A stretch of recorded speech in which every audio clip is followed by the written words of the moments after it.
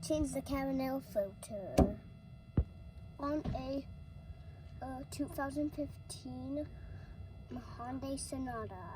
I told Grandma I was going to see her new stuff, so I'm going. One big video. First you open the glove box. Oh, fast. Now you undo the lid. Now you get the filter. Now you put the filter in. Out.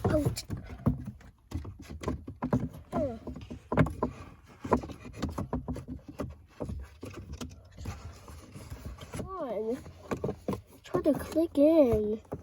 There.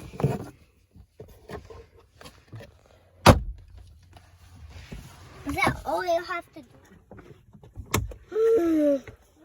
How can I get thousands?